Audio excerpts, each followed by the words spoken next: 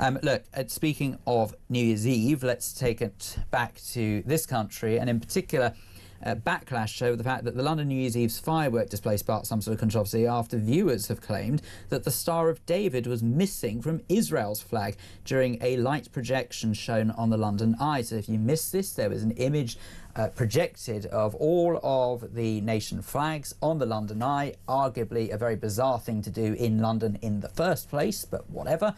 And to make that even more controversial, it would appear as though the Star of David, which of course is a key part of the Israeli flag, was removed from the Israeli flag. What on earth is the Mayor of London, if this is true? City Hall have denied it, by the way, but what on earth are they thinking if this is true?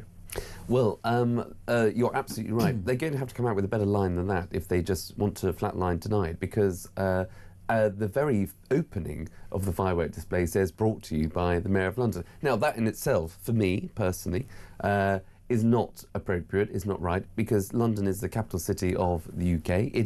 We are on the global stage when it comes to the firework display that people will be tuning in to watch all over the world. It's not brought to the UK by just the Mayor of London. So this is his attempt, again, to capitalise on the global stage, to make a name for himself. And so to put that to one side, there was also an element where the EU flag was flown within the wheel there. You had the blue background and the European stars, the yellow stars, prominent. A signal as a Labour politician, where Labour politicians have been talking about rejoining the EU, a story we might talk about a bit later on. Indeed. It is topical, but it is a political statement. And then, as you say, you have the wheel surrounded by all the other international flags of countries right across the world, missing the Star of David in, I think, 2 cases. There might be more, but specifically 2 cases in 2 flags.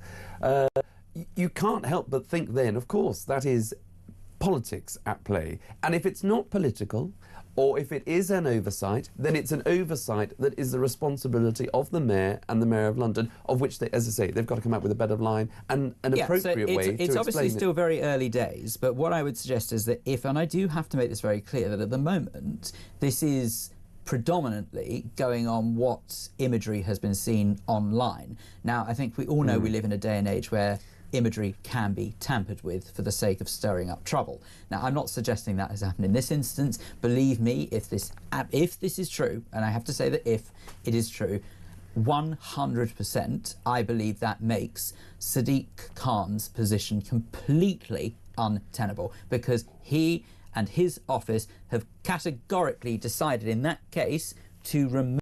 The backlash over London's New Year's Eve fireworks has raised serious questions after online footage appeared to show the Israeli flag projected on the London Eye without the Star of David, a central and non-negotiable symbol of that nation.